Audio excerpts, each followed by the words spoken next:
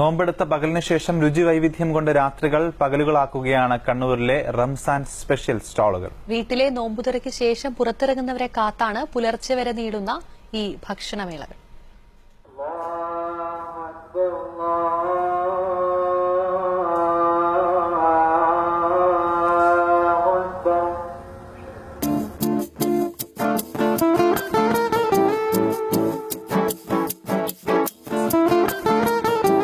നോമ്പുതുറയും പള്ളിയിലെ നമസ്കാരവും കഴിഞ്ഞാണ് റംസാൻ സ്പെഷ്യൽ സ്റ്റാളുകൾ ഉണരുന്നത്.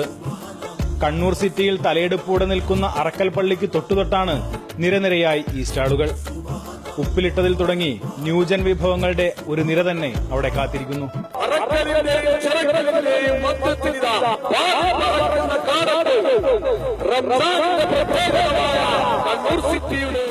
ഭക്ഷണപ്രിയരായ കണ്ണൂരുകാർ കൂട്ടമായി എത്തുന്നതോടെ ആകെ ബഹളമയം.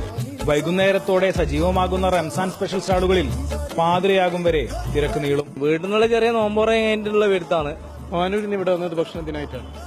നോമ്പ് തുറന്നു നേരെ കണ്ണൂർ സിറ്റിയിലേക്ക്. ചെറിയ പൈസന്റെ ഫുഡൊന്നുമല്ല, വലിയ വലിയ പൈസന്റെ തന്നെ ഫുഡ് വയ്ക്കും. റെയിൽവേയിലായാലും ബസ് സ്റ്റാൻഡിലായാലും വരുന്ന നോമ്പ് തുറയും അതുപോലെ തന്നെ അത്താഴവും പുലർച്ചെ വരെ നമ്മൾ കൊടുത്തിട്ടാണ് ഇവിടുന്ന് പോകുന്നത്. അതിനു വേണ്ടിയിട്ട് നമ്മളിവിടെ അത്താഴ കമ്മിറ്റി തന്നെ രൂപീകരിക്കുന്നത്. കാലം മാറിയതിനനുസരിച്ച് വിഭവങ്ങളും മാറി. കബാബ്, കുബൂസ്, ചിരണ്ടി ഐസ് തുടങ്ങി എല്ലാം പുതിയ കാല വിഭവങ്ങൾ. മലബാറിന്റെ സ്പെഷ്യൽ നോമ്പുതുറ കാഴ്ചകൾ ഇങ്ങനെയെല്ലാമാണ്. ഏഷ്യാനെറ്റ് ന്യൂസ്, കണ്ണൂർ.